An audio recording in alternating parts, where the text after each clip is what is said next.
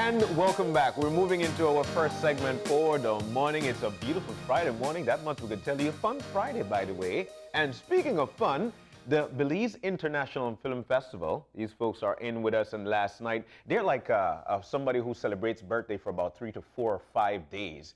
Actually, the Belize International Film Festival from the 8th all the way through to the 12th, and last night was the opening, and it was here live, as per usual, right here on 5. Now, in with us to tell us more about it, Chris Pack, who is the Vice President of Development and Production, Observer Media. Christobal, no, actually Jaime Newball, who is a Panamanian actor, in with us. Now, he looks like he's ready. And Christobal Krusen, actually, who is a filmmaker. Guys, good morning. It's so nice to have you in, and welcome. It is a fun Friday. Wow. And already, can you try that again? Yeah. Good morning. And welcome. Thank you. Everybody at home is a little bit sleepy too. We can have that here. Look, I'll tell you what, I guess the opening was so good, Marlene. Somebody here on the set this morning asked, what day is it today? Uh-oh. Like, my goodness.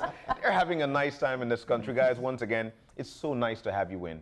We're blessed, firstly, with, of course, the Belize International Film Festival. It does a lot for us. And of course, with you guys being a part of it as well, it does so much for us. So thank you so very much. All right, so the opening, what was that like for you? And we could start anywhere. Should I single you out because you're the guy who said, what day is it today? Oh, no. It is Friday, right? Yeah, it is Friday, the 10th day of November. It's a fun Friday. It is a fun Friday. Fun Friday. No, the festival last night opening up was just great. The energy. And that wonderful breeze off the Carib Sea as well. Could imagine. The most beautiful times in Belize for me are always the night times and the early mornings. Cool weather. That breeze coming through, But it was great. Suzette Ziden, I just have to give a shout out to her. She's amazing, amazing. Yes. Year after year after year, she pulls this together. Against all the odds. Yeah, it's just amazing. It really. I've been to a lot of festivals around the world. This is a very nicely organized film festival. Excellent. And for you, Jaime? Well, this is the third time I've been here in Belize. Excellent. And I'm more and more liking the place and the people and have the opportunity to exchange. So to come and do my work, because I'm here for doing some workshop and, to exchange ideas and how to prepare actors and things like that. So to be like part of the festival, to see the effort and 12th edition of a festival, that tells you that you've been working hard and, you're gaining more experience and you have the platform to present local and international movies through the festival. And if you see the book, you have a little of everything going on during these 3 days, So I think it's very good for you all, and it's also good for us because it gives us opportunity to get together and talk the same language and exchange and have new projects coming on future. So it opened more doors. So I don't know. I would say it's very important to us and to everybody at home to understand when a country is in festival, you all support it because this do good things and big things for afterwards. So Suzette also and all the crew, congratulations for the effort and everybody in the Film Commission because this opens big expectation in the future. And now. To me, this is such a warm, hospitable Belizean welcome last night to celebrate the arts and that Belize and everyone who's participating has a story. And the beauty of a festival like this, it says to the artist, it says to the producer, the director, the writer, that they have a story, and their story is more than worth being told. And this is a time where we all come together as a people to celebrate those stories, to wrestle with challenging conversations, as well as to laugh, to cry, and to explore everything that's beautiful about Belize and the world and its people. And also be able to see some great films. Yeah, there you go. That's With the very whole part of it. hard-working, low-budgeted crews behind that, right? Now, I mean, and that's very, I made that point because I know we're going to be talking about what some of you are doing here individually, and we do want to say there is a full showcase of films that people can be able to access. You can get a weekend pass, or you can choose individual films that you want to see as well. And of course, we look forward to find out who wins this year, who takes home those awards. Yeah, listen to that. But let's take a moment here, and Chris, I want to talk a bit about what you're doing with Life and Death, and I know that that's a very important part that we want to get out this morning.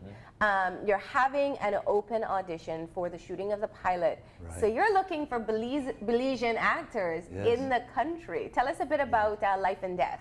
Life or Death. Life or Death. Yeah. It's a political thriller. Choose one. Well, I wrestled over the title myself for so many years. I know it's Life or Death. It's a political thriller series with action elements set in a fictitious country. You're not sure where you are. It's Latin America, Caribbean tones and flavors, obviously, in the story.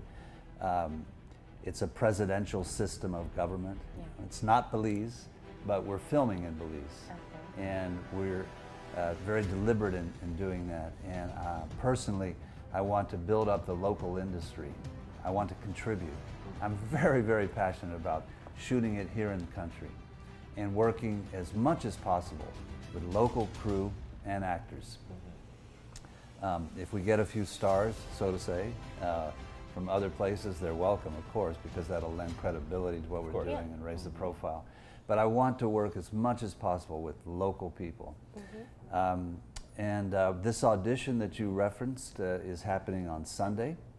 And Jaime is going to be helping us with that, and he's a fantastic actor and understands the casting process and auditioning, and he'll be able to coach some of the people, I'm sure, who have had a dream. You know, young people especially, they have a dream. I can do that. That's what I want to do. You know, and a star is born kind of thing. And I understand that.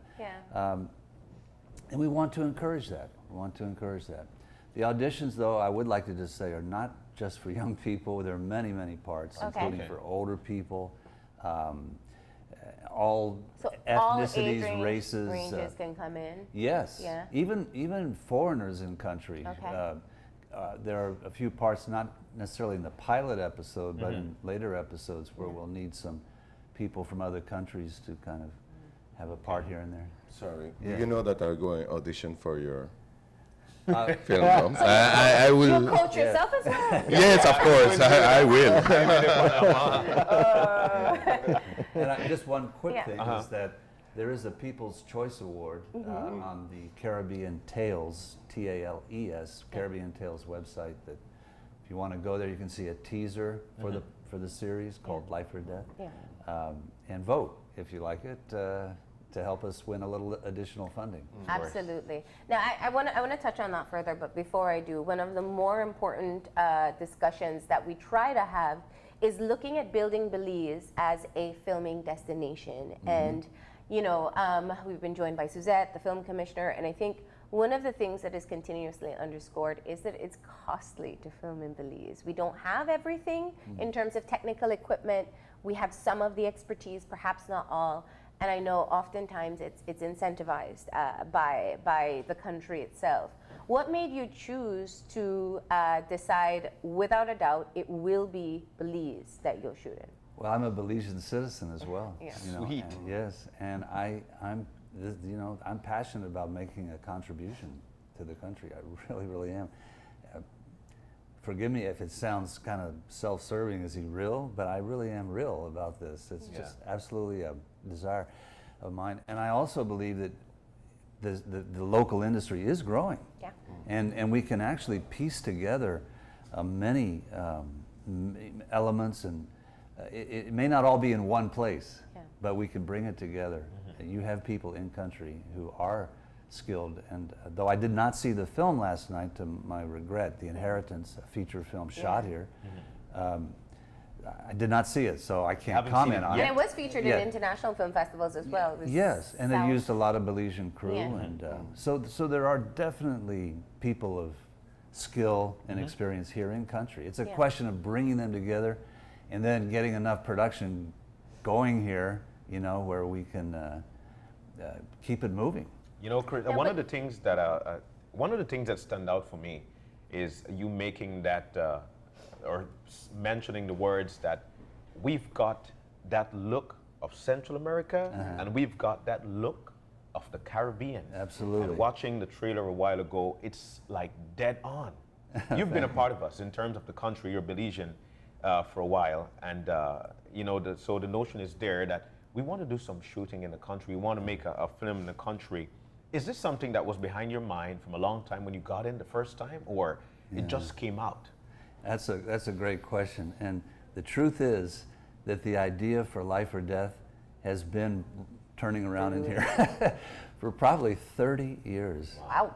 I know I don't look like I can. Isn't that how all great ideas are born, though? Yeah, and just for years and years, it was just, you know, just this. It was just sort of like almost like a dream that you don't Yeah. fully remember. Wow. But there are those moments in a dream that you just never forget. And so there were these like little scenes and characters. It wasn't the whole story, but it was just there. And then when I moved here with my wife and began living here, I began to see, wow, this is where that particular idea can be brought to life.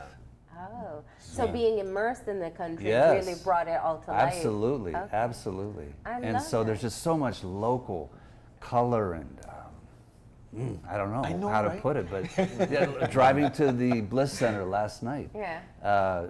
through you know, near the foreshore, and, Yeah. and you know, in Hollywood they talk about we got to weather this set. We have to weather it, make it Look distressed, make it look like it. Because everything for them is kind of plastic and new, and so they have to create an old look. Yeah. But right here in, you know, Belize City, you have that old look. Naturally weathered. It's right there. It's like a backlot, you know.